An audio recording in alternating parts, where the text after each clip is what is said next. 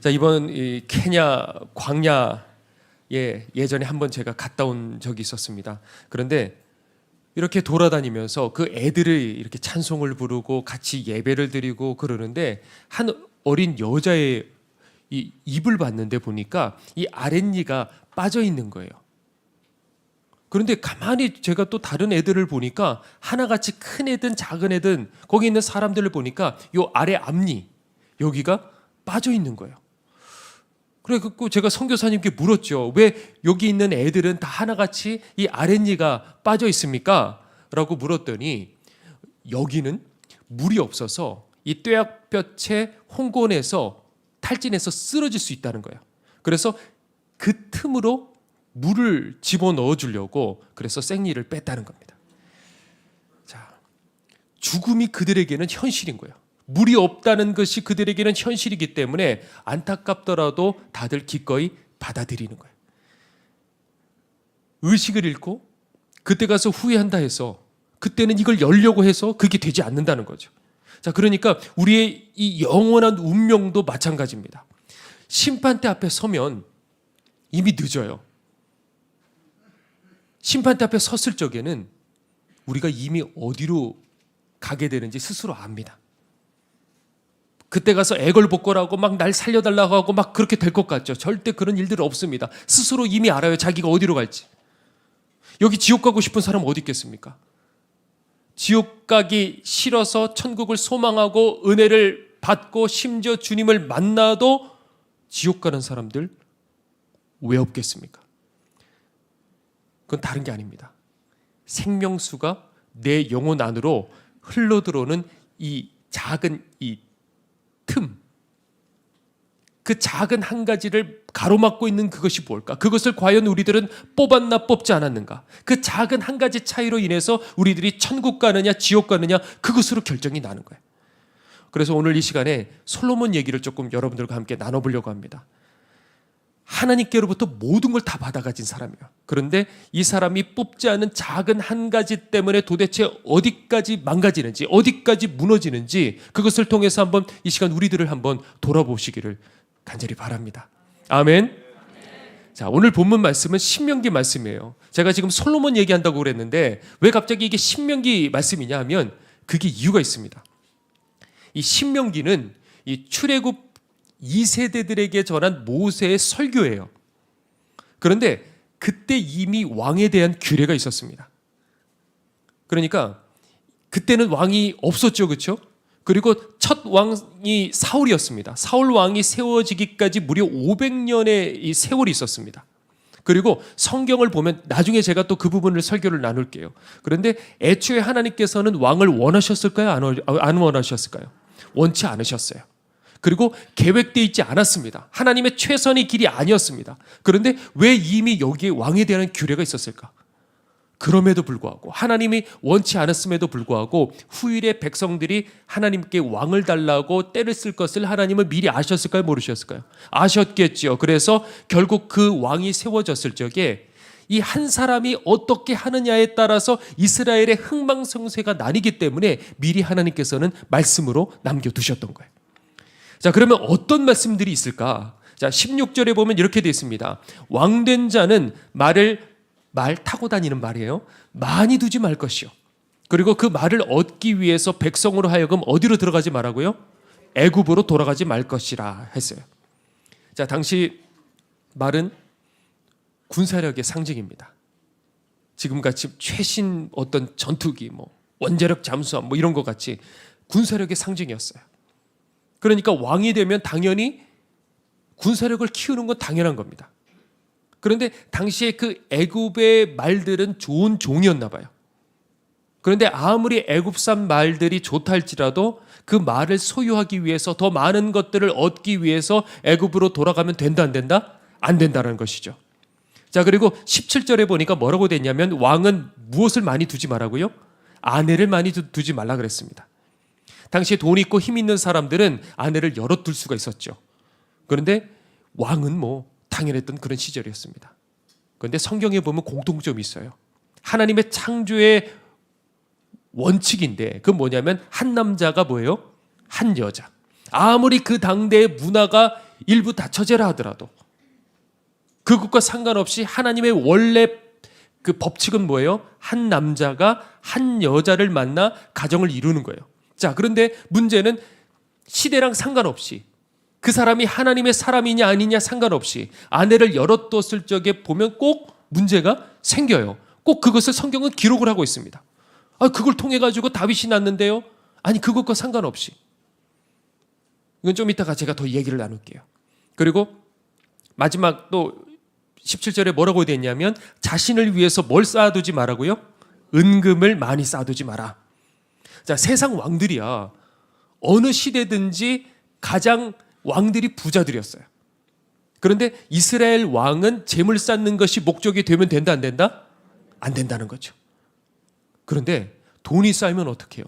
이상하게 돈이 더 가지고 싶어져요. 가진 사람들이 더 집착하고 그래서 다 그런 건 아니지만 야박하죠. 그거 다 누가 씁니까? 며느리가 써요. 자식이 쓴 게 아니고 며느리가 다 씁니다. 그렇게 죽도록 벌기만 하는 거예요, 그냥. 누구 좋으라고. 자, 돈이 쌓이면 또 어떻게 되느냐? 돈을 점점 더 의지하게 됩니다. 그러니까 하나님 앞에 기도하지 않아요.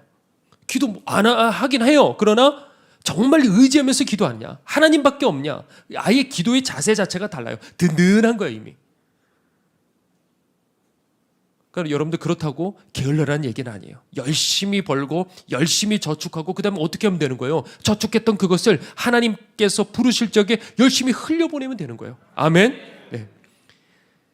자, 하나님 말씀은 지금까지 우리가 봤던 것처럼 우리가 생각하는 어떤 일반적인 왕의 모습과 전혀 반대의 모습이에요. 자, 그랬을 적에 왕이 이 신명기 말씀을 읽었을 적에 어떻겠습니까? 얼마나 이게 황당하겠습니까? 아니, 남들은 다 하는데 나 하지 말라고? 그렇게 해가지고 나라를 어떻게 지키고 그리고 그렇게 해가지고 어떻게 왕권을 이렇게 확립을 할 수 있겠어? 자, 그게 아니고 하나님 의지하라는 거야. 그러면 내가 너에게 왕권을 주겠고 그러면 내가 네 나라를 장구하게 지켜주리라. 그렇게 얘기하시는 거야. 그러니까 이 말씀은 고스란히 우리들에게도 적용되는 거예요. 젊었을 적에 아무것도 없었을 적에 그때는 순수하게 하나님 쳐다본다고요.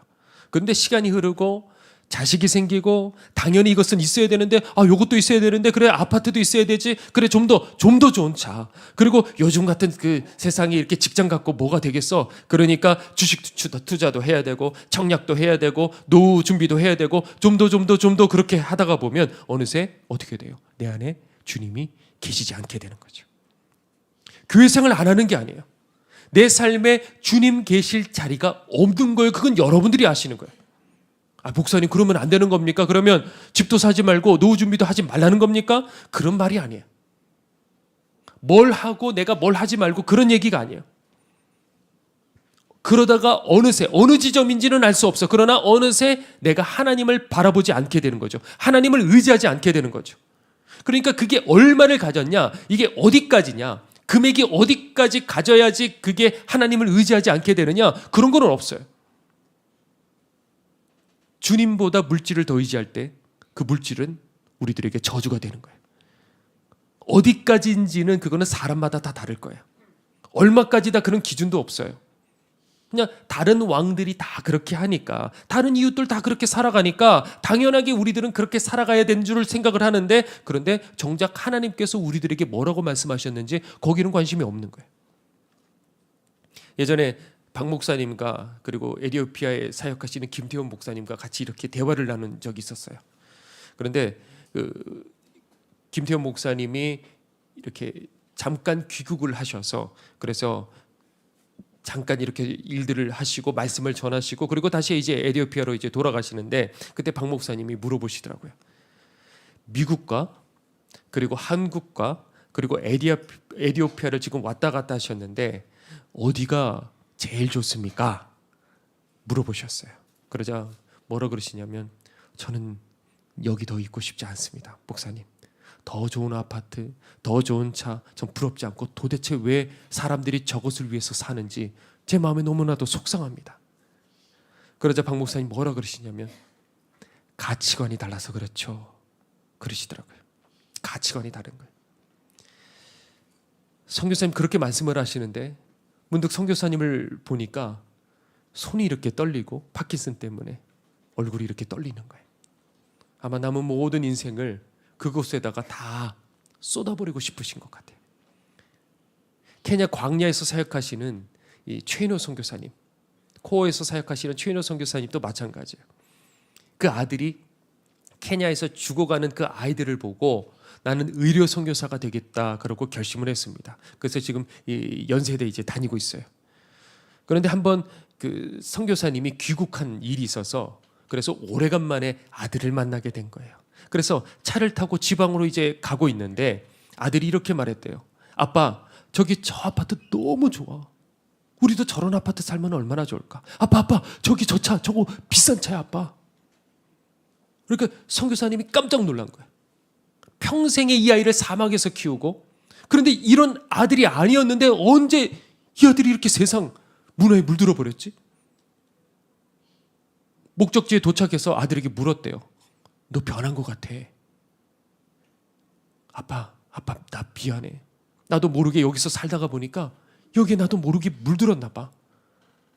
물론 선교사님도 알았어요. 젊은 남자애가 자동차 좋아할 수 있죠. 그거 이해 못하는 건 아닙니다. 근데 그 마음 갖고 어떻게 케냐에서 앞으로 평생에 사역을 할 수 있겠냐고요.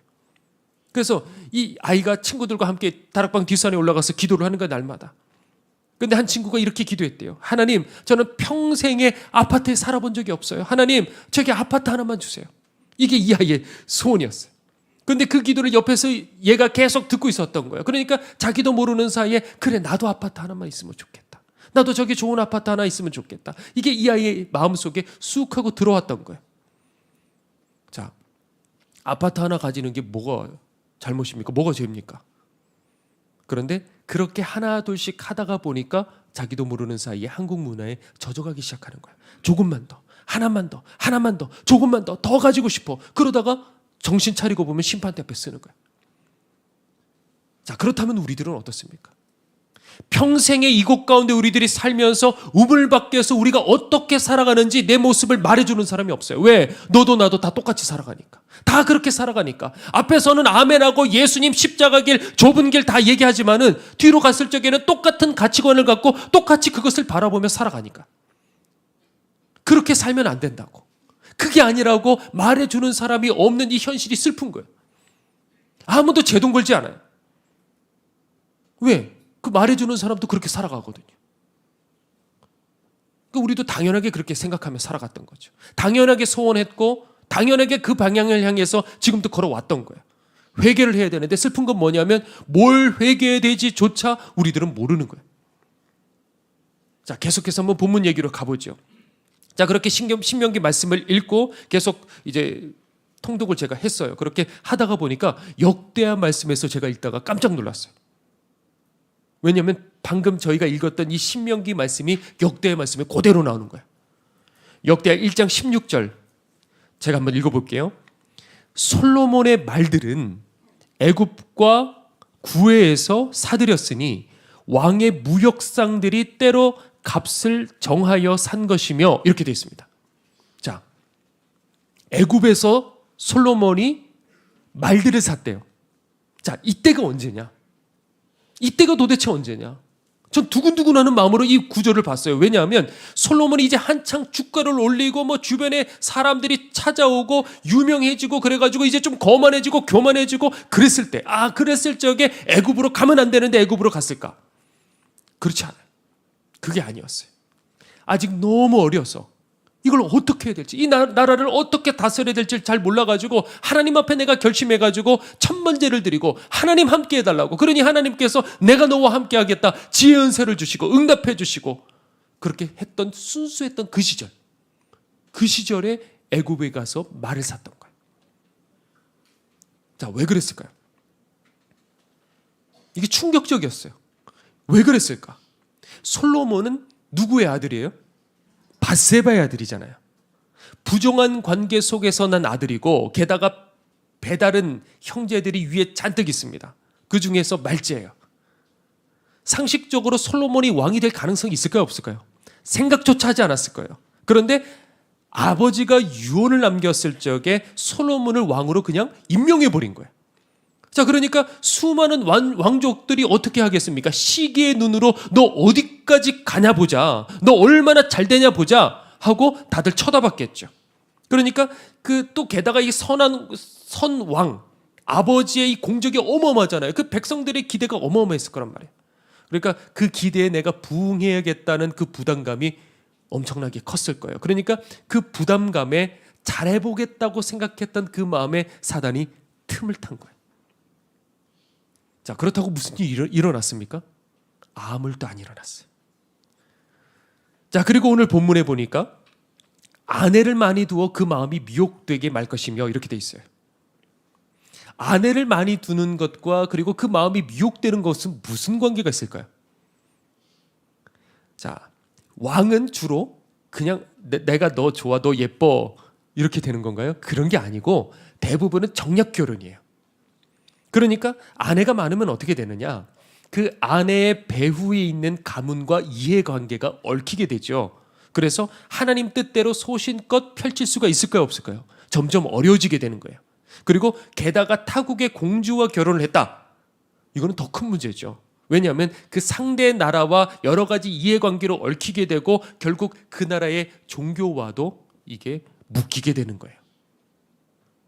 게다가 누구와 결혼했어요? 바로의 딸과 결혼했어요, 솔로몬이. 그래서 애굽의 권세를 등에 업고 부유한 이 애굽과 교육을 하기 위해서 이 바로의 딸과 결혼을 했습니다. 그리고 그 결과 어떻게 됐습니까? 애굽의 우상이 이스라엘에 퍼지기 시작했어요. 자, 열왕기상 11장 3절 4절 제가 한번 읽어볼게요. 왕은 후궁이 700명이요. 700명이요. 한숨이 나옵니다. 이해가 안 돼요, 진짜. 그리고 첩이 300명이라. 정말 네. 그런데 그의 여인들이 왕의 마음을 돌아서게 하였더라.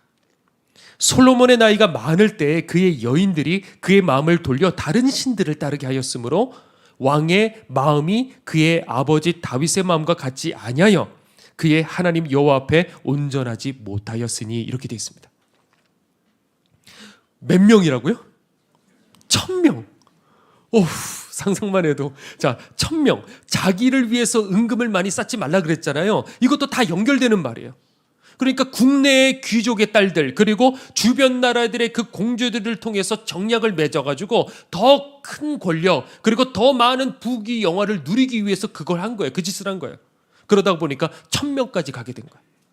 그러니까 가지면 가질수록 또 어떻게 되는 거예요? 더 가지고 싶은 거예요. 더 많이 누리고 싶은 거예요. 자, 그랬을 적에 하나님께서 이미 2번이나 솔로몬에게 직접 나타나셨어요. 너 안 된다. 너 안 돼. 너 그렇게 하면 망한다. 직접 나타나셔서 하나님이 직접 경고를 하셨습니다. 자, 그러면 하나님이 나타나셨으면 여러분들 놀라시겠습니까? 안 놀라시겠습니까? 너 그러면 안 된다. 그러면 다 버리시겠죠, 여러분들 같으면. 그렇죠? 우린 가진 거 없으니까. 자, 그런데 솔로몬은 무시했어요. 그 순간에 무서웠겠죠? 왜? 그런데 당장에 무슨 일이 안 일어난 거예요. 무시해도. 내가 죄를 버리지 않았는데 모든 것들이 그대로 잘 있어요. 자, 그러면 하나님의 진노가 사라졌겠습니까? 아니죠. 어느 날 갑자기 일이 일어나는 거예요. 그리고 한번 그 일들이 일어나기 시작하면 그 진노의 불이 다 모든 것들을 다 살라버릴 때까지, 다 태워버릴 때까지 그 불은 꺼지지 않습니다. 아마 이런 일들을 경험해 보신 분들도 있을 거예요. 죄는 회개할지 몰라도요, 여러분들 옛날처럼 회복되지가 않는 거예요. 주님께서 용서해 주셨는지 몰라도 삶이 예전처럼 돌아오지는 못합니다. 이 죄의 대가인 거죠. 아까 바로의 딸과 결혼했다 그랬잖아요. 언제 결혼했는지 아시겠습니까? 나중에 타락하고 난 뒤에, 유명해져서 거만해지고 난 뒤에. 그렇지 않아요. 아까 말한 것처럼 1000번째 드리기 전에 겸손했을 때, 어렸을 적에 하나님 앞에 똑바로 살아가 보려고 했을 때 이미 그때 바로의 딸과 결혼을 했습니다. 이게 충격적인 거예요. 자, 그런데도 불구하고 솔로몬이 지혜 은사를 받았어요, 안 받았어요? 받았어요. 하나님께 칭찬 받았어요. 모든 부귀 영화 약속 받았어요. 그러니까 이게 무서운 거예요, 여러분들. 내가 응답받고 있기 때문에, 내가 하나님 안에 있다고 생각하고 있기 때문에 지금 내가 그게 잘하고 있다고 생각해서는 안 된다는 거예요. 응답은 솔로몬이 하나님을 경외한 것에 대한 그 응답이고, 솔로몬 안에 있었던 이 잘못된 것은 또 잘못된 그대로 또 흘러가는 거예요. 그게 임계점이 지나잖아요. 그러면 그 부분에서부터 무너지기 시작하게 되는 거예요. 그러니까 하나님 안에 있다고 해서 자만해서는 안 된다는 거죠. 솔로몬은 그래도 말년에 회개해서 천국 갔겠죠. 그게 바로 전도서 이야기입니다. 그런데 지은 죄에 대한 대가는 사라지지 않는 거예요. 결국 나라가 어떻게 됩니까? 솔로몬으로 인해서 두 쪽 나게 됩니다. 그리고 그게 전부가 아니고 한번 우상이 퍼지고 난 뒤에 그 후대 몇 번을 그 자손들이 뽑으려고 해도 뿌리 뽑아지지가 않습니다. 심지어 나라가 망했음에도 불구하고 거기에 자식들이며 수많은 백성들이며 고통당하면서 지옥으로 떨어졌어요. 죄가 얼마나 무섭냐면 여러분들 혼자서 끝나는 게 아니에요. 한 번 죄를 끌고 들어오면 여러분들 자식까지 영향을 끼치게 되는 거예요. 자, 어떻게 이렇게 하나님의 은혜를 받았던 사람이 다른 신들 앞에 가서 제사하는 거기까지 가게 됐을까? 솔로몬은 하나님의 음성을 들은 사람이에요. 솔로몬은 하나님 만난 사람이에요. 지혜의 은사 받은 사람이에요. 하나님이 도대체 어떤 분이신지 하나님의 마음을 헤아릴 줄 아는 사람이었어요. 자, 그러면 마귀가 무서워서 도망칠 것 같습니까? 나는 안 건드려. 내가 지금 성령 충만한데 마귀들이 두려울 것 같습니까? 아니요, 오히려 더 닭달같이 달려들어요. 처음부터 우상숭배하라 그러겠습니까? 할 리가 없죠. 긴 시간을 두고 조금씩 접근하는 거야. 그럴듯하게. 야, 너로 나라 잘 세워야 되지 않겠어? 다 너를 주목하고 있어. 너 잘해야 돼. 너 잘해야 된다고. 그럴듯한 걸로. 그런데 죄를 지으면 여러분들 어떻습니까? 처음에는 막 가슴이 두근두근 거리기 시작하는 거예요. 죄책감에 시달려서 견디지를 못하고 눈물을 쏟기 시작하고 하나님 앞에 회개를 합니다. 자, 그리고 돌이키는 거죠. 그럼 돌이키면 괜찮습니까? 이 죄라는 게 그렇게 무서워요. 그렇게 회개했음에도 불구하고 한번 맛봤기 때문에 그 맛에 자기도 모르게 길들여지는 거예요. 그럼 또 그게 그립습니다. 어느 순간에 가만히 있을 적에 그게 그리워요. 그리고 다시 죄의 품에 안깁니다. 그리고 또 죄책감이 또 들어오죠. 그런데 그 죄책감이 처음 같이 똑같아요? 아니에요. 처음 같지가 않아요. 그러면서 서서히 한 사람이 무너지기 시작합니다. 10번 찍어 안 넘어가는 나무 없다 그랬어요. 난 튼튼해. 야, 요만큼 생채기 난 거 가지고 난 튼튼해. 아무리 건드려봤자 나는 무너지지 않아. 사단이 이 말을 얼마나 좋아하는지 몰라요. 사단은 반드시 여러분들 한 사람 한 사람을 약점을 다 알아요. 그리고 결국에는 넘어뜨리려고 합니다. 결국에는. 그러니까 정신 바짝 차려야 되는 거예요. 한 사람 한 사람을 다 노리고 있어요.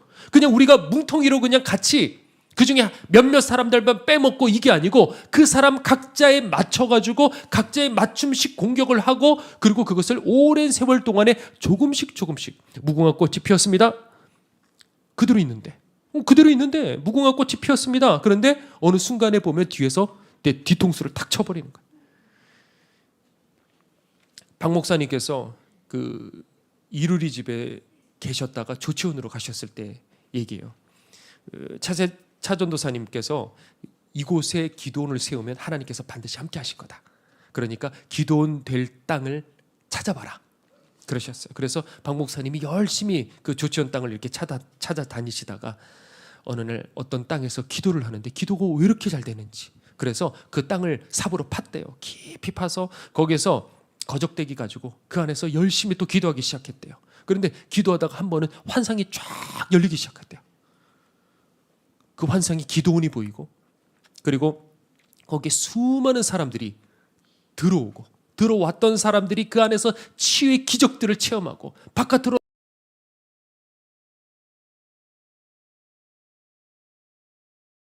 그래서 여기구나. 하나님께서 함께 하시는 자리가 바로 여기구나. 그래서 마침 한 분이 그걸 알고 자신의 집을 다 팔아가지고 당시에 헐값이었던 그 땅을 그 당시에 30년 전이었어요. 그때 그것을 샀는데 지금은 그 땅이 세종시가 되었어요. 자, 그런데 아쉬운가요, 여러분들? 자, 그런데 어느 날 전도사님이 찾아오신 거예요. 하나님께서 그 땅을 나에게 주셨다고. 달라고. 그런데 목사님 얼굴을 쳐다보지를 못하더래요. 이상하다 싶어서 날 쳐다보면 내가 주겠다. 그랬더니 그제서야 전도사님이 쳐다보더래요. 그래서 도장이고 뭐고 관련된 서류들을 다 그분에게 드렸대. 그리고 그거를 받아가지고 어깨에 그 당시에 보찜을 쥐고 문을 나서는데 뒤를 돌아보시면서 이렇게 얘기하셨대요. 난 나쁜 사람이라고. 난 나쁜 사람이라고. 그리고 그대로 가버렸대.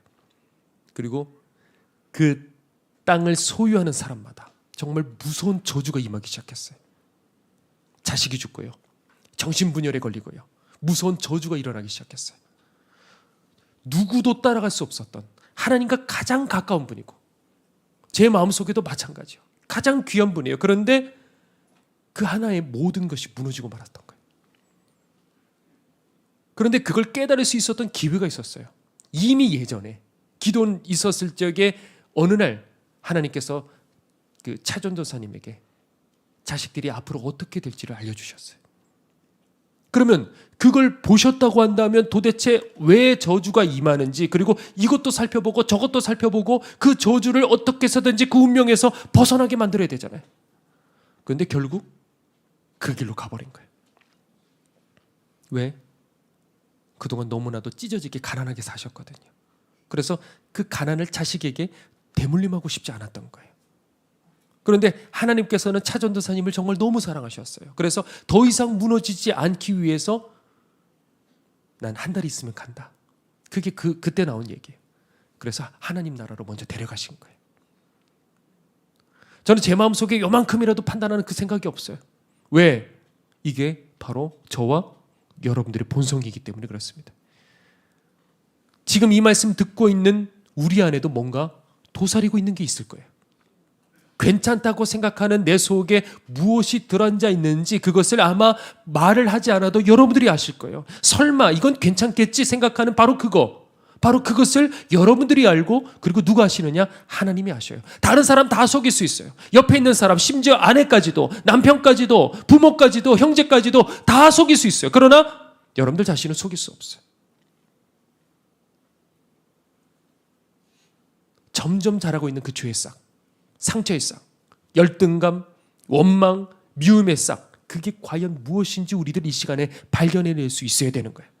그게 한 번에 이만하면 다 알죠. 한 번에 음란한 그 생각들이 들어오면 어이구 하고 그냥 다 알죠. 그런 것들 말고 서서 여러분들 어렸을 적부터 다가오던 그것, 점점 가까이 다가오는 바로 그것, 겸손했을 적에 막 하나님 은혜 받았을 적에도 여전히 떨어지지 않았던 바로 그거, 곁에 있는 그거, 그게 막 하나님 은혜 받는다고 해서 다 사라지느냐? 그러면 얼마나 좋겠어요. 솔로몬이 아무리 은혜를 받아도 말씀대로 살지 않았던 그 부분에 대해서 철저히 대가를 치렀던 거예요. 이게 여러분들 진짜 무서운 겁니다. 자, 그러면 우리는 어떻게 되느냐? 자, 오늘 말씀에 뭐라고 되어 있습니까? 어떻게 되느냐? 18절에 보니까 그가 왕위에 오르거든 율법서를 베껴서 평생에 자기 곁에 두고 계속해서 읽으라 그랬습니다. 자, 그러면 이 말씀에서 솔로몬이 이 신명기 대목을 알았을까요? 몰랐을까요? 여러분들 생각이 어떻습니까? 알았겠죠. 지혜의 은사를 받았는데 한 번만 읽어봐도 이 성경 전체가 싹 다 이 머릿속에 들어가 있지 않겠습니까? 그렇죠? 알았겠죠. 그런데 왜 무너졌을까? 솔로몬 초기에 애굽에서 말을 샀습니다. 그리고 바로의 딸과 결혼했습니다. 무슨 일이 일어났습니까? 아무 일도 안 일어났어요. 오히려 그것 때문에 더 잘 되는 거예요. 더 성공했어요. 이게 여러분들 무서운 겁니다. 아무런 하나님의 개입이 없어요. 오히려 하나님께서 도우시는 것 같아요. 잘 되니까. 이게 하나님 뜻 같아요.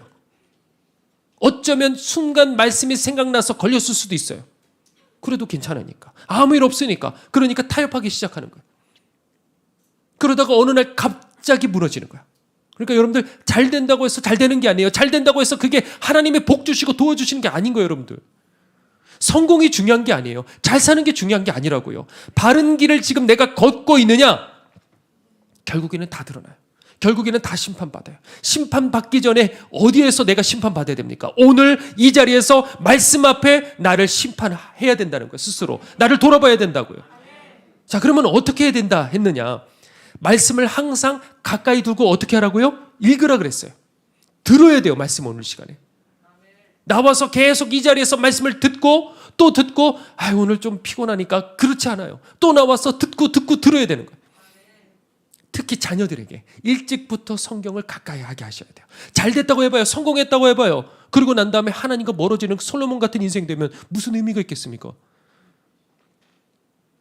예전에 제가 설교 준비하는데 이게 목양실이라고, 이게 딱 목양실이 있었던 게 아니고 제 자리가 있고 이렇게 파티션이 이렇게 있었어요.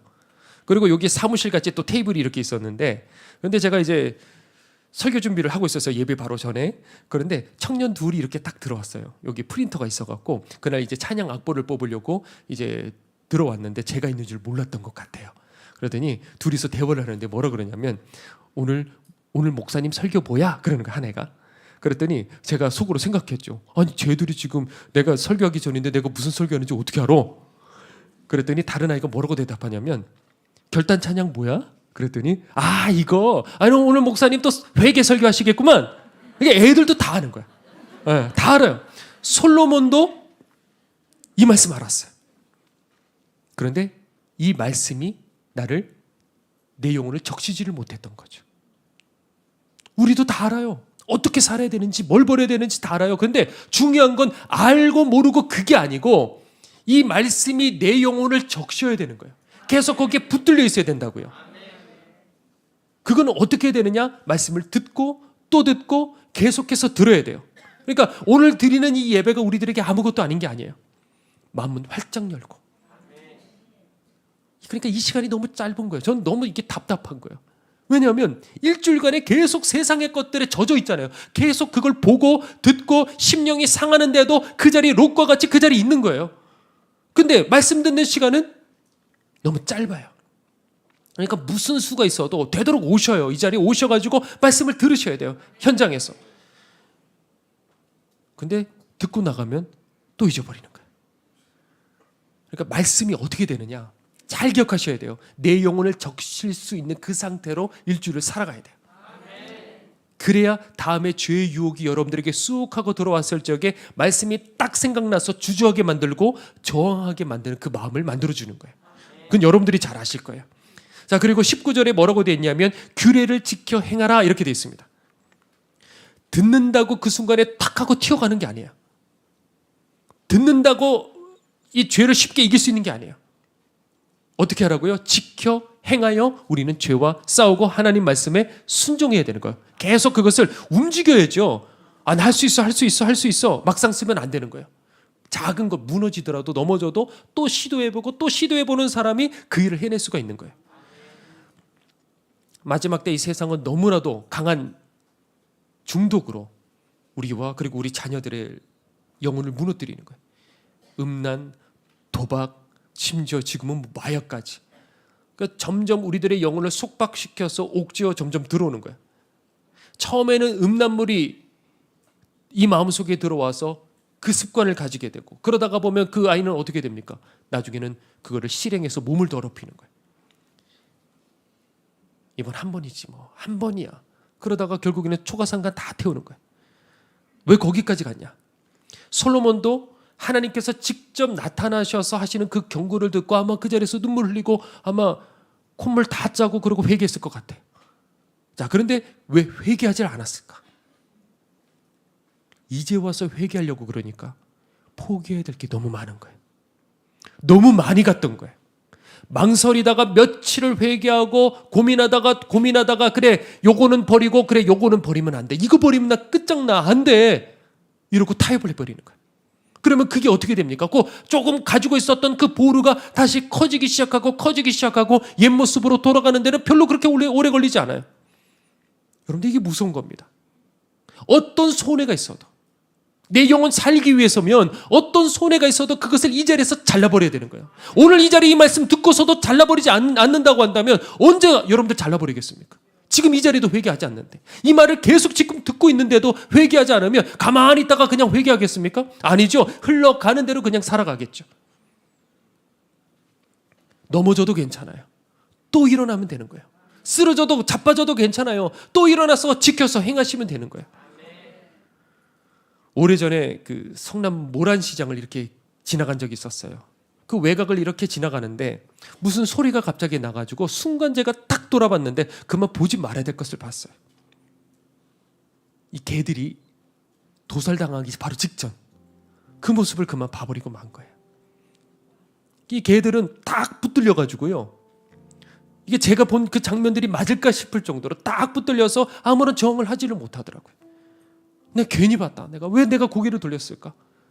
그런데 지금 제가 봤던 그 기억, 아직도 그 장면들이 기억이 나는데, 이것도 심판대 앞에서는 우리들의 수많은 사람들의 그 비참 앞에서는 이건 아무것도 아닌 거예요.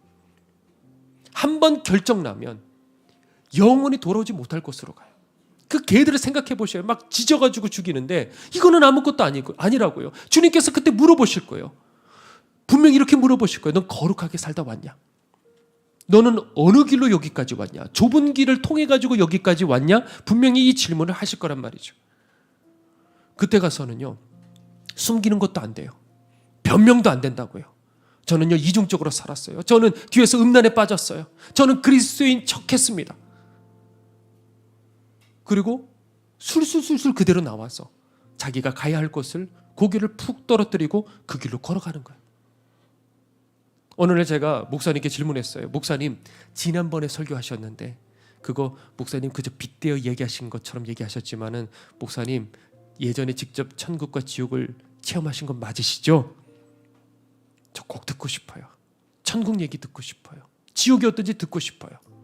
근데 목사님은 그때도 저한테 이렇게 직접적으로 얘기하시길 꺼려하시더라고요. 그런 어떤 체험들이 있으신 거예요. 그래서 돌려가며 말씀하시기 시작하셨어요. 한 번은 그걸 말씀 또 전하셨어요. 지옥은 셀 수도 없이 수많은 그 지옥들이 있대요. 그래서 우리들 각자 가장 인생에서 두렵다고 느끼는 그 지옥으로 들어가게 된대요.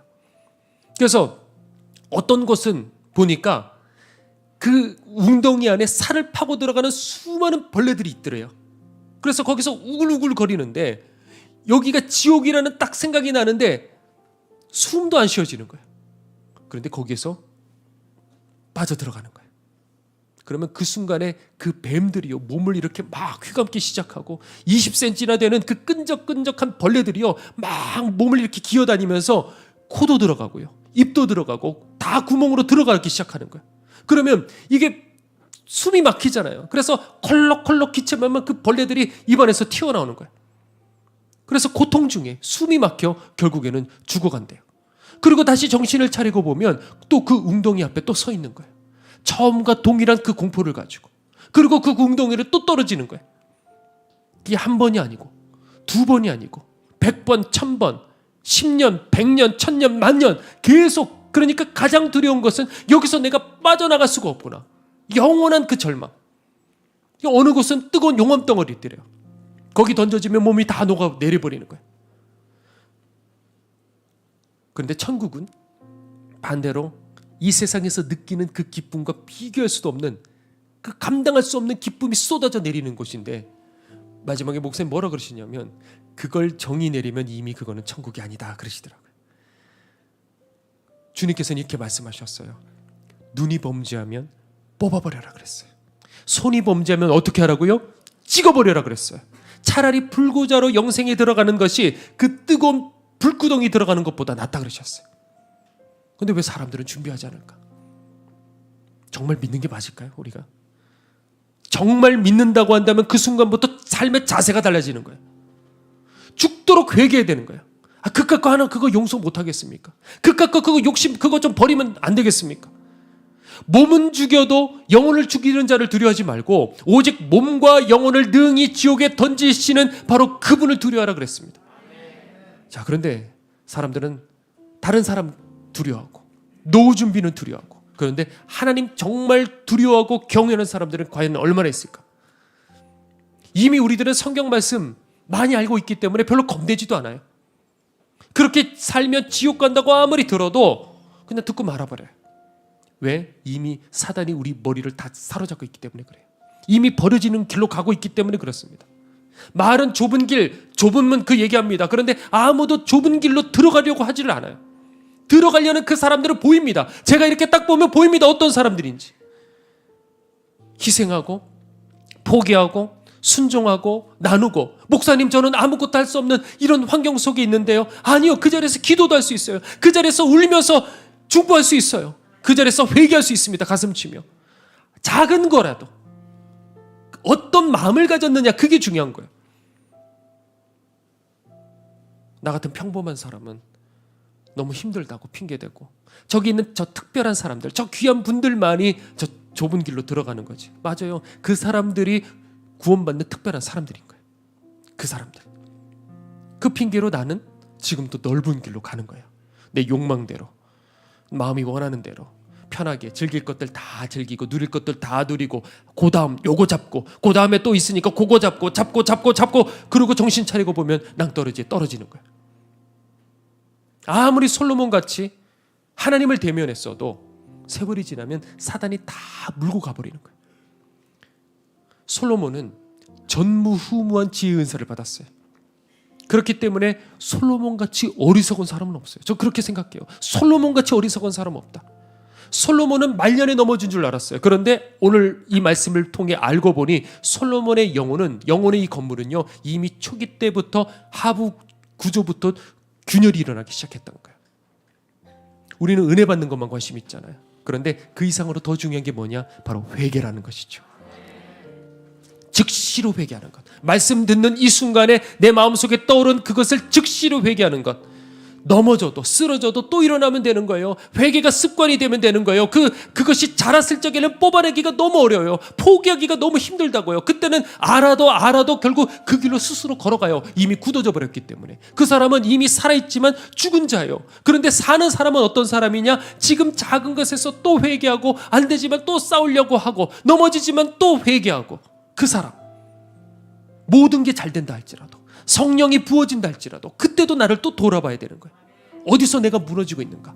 자, 우리 시간에 함께 찬양 부르고 오늘 뜨겁게 회개 기도했으면 좋겠는데, 하나님 내 속을 보여주십시오. 솔로몬이 그렇게 잘 되고 있음에도 불구하고 무너지는 부분이 있었다고 한다면, 하나님 내게도 분명히 어떤 부분이 있을 거예요. 그것을 알려주세요. 오늘 이 시간 그것을 보게 해주세요. 내가 철저히 그것을 이 시간에 뽑아내버리고 구멍을 내버릴 테니까 하나님 내게 보여달라고, 우리 시간 함께 찬양 부르고 우리 뜨겁게 이 시간 회개 기도하도록 하겠습니다.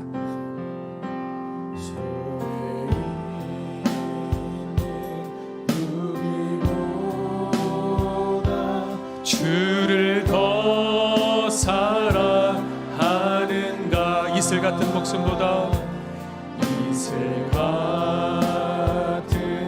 목숨보다 주를 더 사랑하는가? 사랑의 빛 잃어가면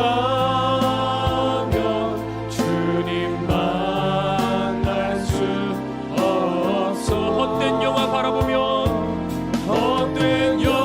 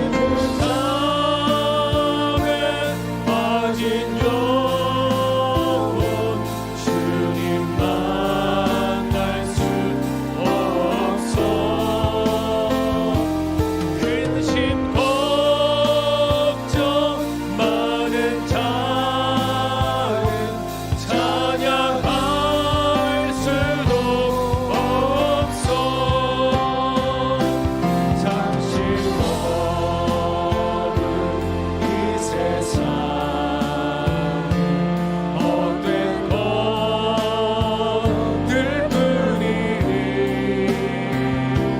주를 찬양하는 마음 금보다. 우리 3절 부르겠습니다. 언제 다시 주실지,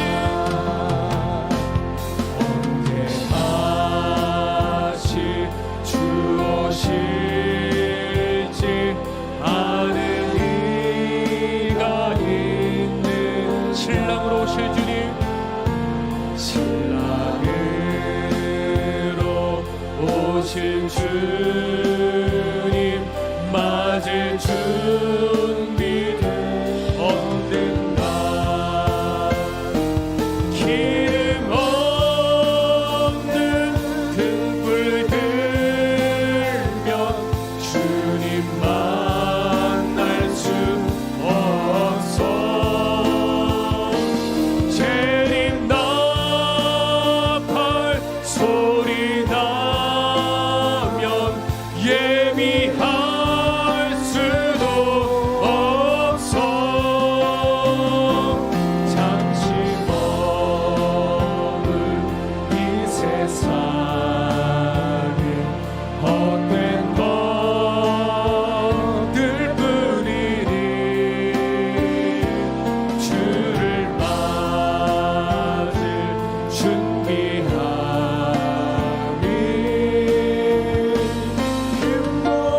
오늘 시간 들은 말씀 생각하며 하나님 주님 앞에 심판대 앞에 서게 될 그날을 이 시간 지금 준비하며 지금 이 시간에 저희들을 깨우쳐 주셔서 오늘 내 영혼이 심판받게 하시고 오늘 내 영혼이 회개의 영을 허락하여 주시옵소서. 우리 시간에 주여 한번 외치고 함께 통성으로 기도하도록 하겠습니다. 주여,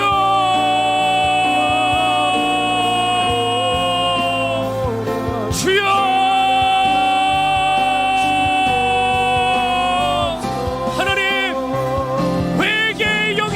주시옵소서. 하나님 이대로 죽어가고 있습니다.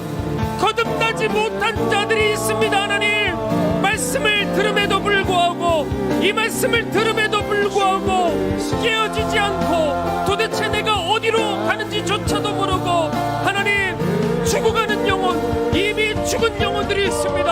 하나님 이를 어찌해야 되겠습니까? 성령이시여 우리들의 눈을 뜨게 하여 주셔서 하나님 오늘 이 시간부터 거듭나는 은혜를 부어주셔서 저 천국을 준비할 수 있게 하여 주시옵소서.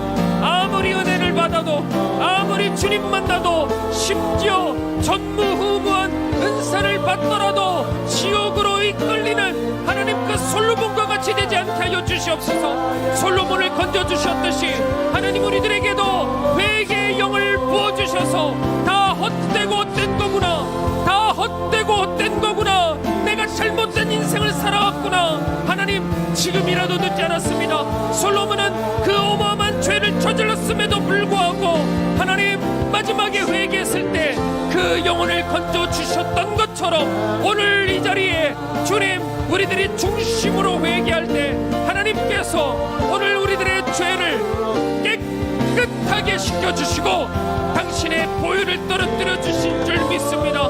하나님 볼 수 있게 하소서.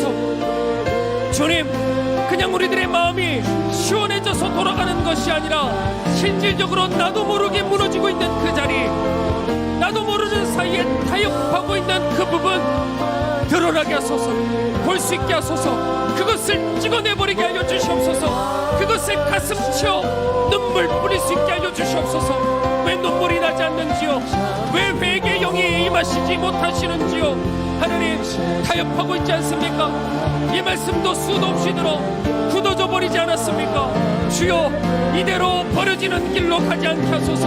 이대로 굳어지는 자리로 가지 않게 하여 주시옵소서. 온라인을 통해서 예배드리고 있는 모든 성도들도 눈물로 그 자리에서 회개하여 그 자리가 하나님 눈물이 강이 되게 하여 주시옵시고 성령의 불이 그 자리에 떨어질 수 있게 하여 주시옵소서. 주님 이끌어 주소서. 하나님 열어 주시옵소서. 성령이시여 회개의 영이 임하게 하여 주시옵소서. 이대로 살아서는 안 됩니다. 하나님, 잘 간다고 해서 되는 것이 아닙니다.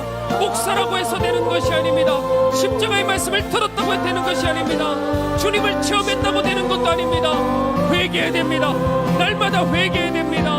하나님, 또 십자가의 날을 못 받고 또 돌이키고 어제 섰던 들 오늘 넘어질 수 있사오니 주님, 오늘 이 자리에 우리들에게 회개의 영을 부어주시사 그 회색진이 있는 은밀한 것들을 오늘 주님 앞에 다 드러내어 그것을 아무리 생리같이 아까운 것이랄지라도 뽑아버리게 하여 주시옵소서. 던져버리게 하여 주시옵소서.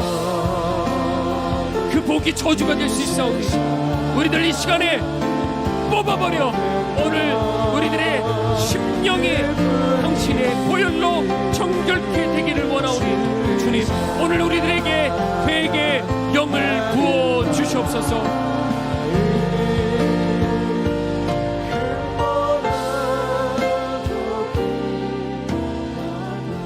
하나님,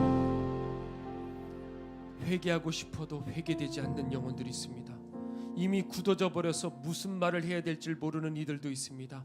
주님, 그들을 특별히 긍휼히 여겨 주셔서 회개의 영을 부어 주시옵시고 하나님 아버지, 주님과 나 사이에 가로막혀 있었던 바로 그것을 아무리 소중한 생리랄지라도 뽑아낼 수 있는 은혜를 부어 주시옵소서. 그것을 뽑아내버리고 그것을 찍어버려야 우리들의 영혼이 천국 가게 될 줄 믿사오니 주님, 오늘 이 시간에 회개의 영이 이 자리에서 또 온라인 모든 성도들 위해 임하게 하여 주시옵소서. 솔로몬은 하나님 아버지, 그 어마어마한 죄들을 저질렀지만 그러나 그 마지막이라도 돌이켰을 적에, 마지막이라도 회개했을 적에 이 세상 모든 것들이, 내가 추구했던 모든 것들이 헛되고 헛되니 다 모든 것이 헛되도다 고백했을 적에 주님께서 그 영혼을 건져주셨습니다. 그러니 오늘 이 자리에 하나님, 저희들에게 하나님 살 길은 오직 회개밖에 없습니다. 주님, 당신의 보혈로 우리들 속에 은밀하게 숨겨진 그 죄들이 얼마나 추악하고 더러운 것인지 낱낱이 드러나게 하여 주셔서 부끄러움을 입게 하여 주시옵소서. 버리게 하여 주시옵소서. 그 저주를 끊어내게 하여 주시옵소서. 오늘 시간 주님 앞에, 오늘 주님 우리들의 귀한 예물을 올려드립니다. 하나님, 우리들을 위해 십자가에 달려 돌아가신 그 고통과 그 사랑 앞에 우리들이 드린 이 예물은 아무것도 아니오나, 그러나 우리들을 사랑하사 우리들 손에 담겨있는 이 작은 예물, 우리 주님 그 마음을 보시고 중심을 보시는 하나님께서 얼마나 기뻐하시는지요. 하나님, 이것이 딴 데 쓰이지 않게 하시고 오직 하나님 나라 영광 위에 쓰이게 하시고 죽어가는 영혼들 위에 쓰이게 하여 주셔서 하나님, 그것이 고스란히 저 하나님 나라의 하늘의 상급과 면류관이 될 수 있도록 주님께서 반드시 인쳐 주시옵소서. 아버지, 경제적인 어려움으로 드리고 싶어도 드리지 못한 지체를 긍휼히 여겨 주셔서 하나님 아버지, 더욱더 풍성하게 채워 허락하여 주시옵시고, 그래서 다음번에는 더욱더 마음껏 주님 앞에 사랑을 드릴 수 있도록 인도하여 주시옵소서. 아버지, 육체적인 고통과 정신적인 아픔 가운데 어쩔 줄을 모르는 지체들을 긍휼히 여겨 주시사 오늘 이 자리에 나사렛 예수 그리스도 이름의 능력으로 치유하여 주시고 회복시켜 주시고 건져 주시옵소서. 지금은 우리를 위하여 죽으신 예수 그리스도의 은혜와 하나님의 크신 사랑과 성령님의 함께 하심이 오늘 이 말씀 듣고 회개하기를 원하는 주의 모든 백성들 머리 위에 지금부터 영원토록 함께 하옵시기를 간절히 축원하옵나이다. 아멘.